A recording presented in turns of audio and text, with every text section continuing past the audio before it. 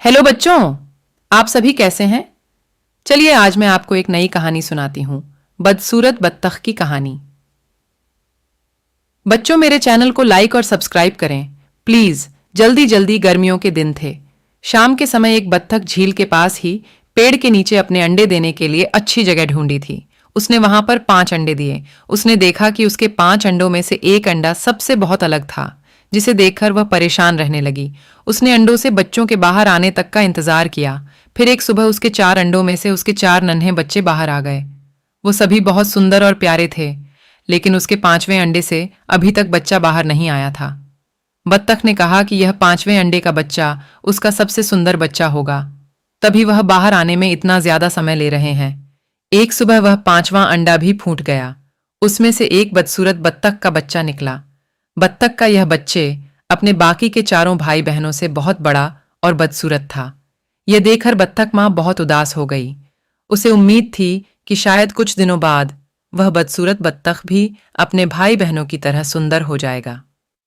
कई दिन बीत जाने के बाद भी वह बत्तख बदसूरत ही रहा। बदसूरत होने की वजह से उसके सारे भाई बहन उसका मजाक भी उड़ाते थे और कोई भी उसके साथ नहीं खेलता था। वह बदसूरत बत्तख का बच्चा बहुत उदास रहने लगा। एक दिन झील में अपनी परछाई देखते हुए वह बदसूरत बत्तख का बच्चा सोचने लगा कि अगर उसने अपने परिवार को छोड़ दिया तो वो सारे बहुत खुश हो जाएं। वह किसी दूसरे जंगल में चला जाएगा। यही सोचकर वह किसी घने जंगल में चला गया। जल्द ही सर्दियों के दिन आ गए। हर तरफ बर्फ की बारिश हो रही थी। बदसूरत बत्तख के बच्चे को ठंड लग रही थी। उसके पास खाने पीने के लिए भी कुछ नहीं था।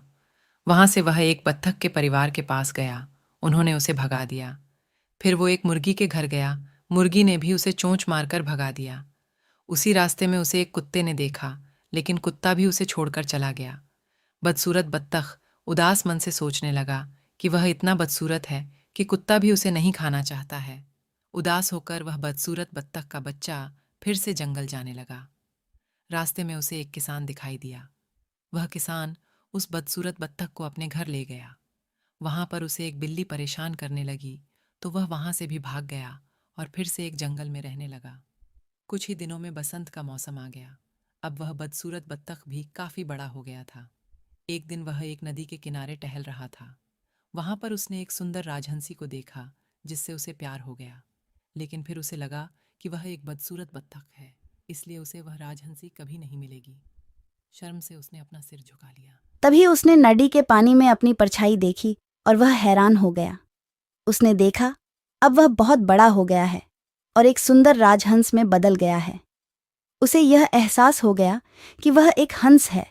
तभी हंस अपने बाकी के बत्तख भाई बहनों से काफी अलग था। जल्द ही उस बदसूरत बत्तख से राजहंस बने उस हंस ने हंसनी से शादी कर ली और दोनों खुशी खुशी रहने लगे। कहानी से सीख: सही समय आने पर हर कोई अपनी सही पहचान कर सकता है, तभी वह अपने गुणों को पहचान कर अपने दुखों को दूर कर सकता है।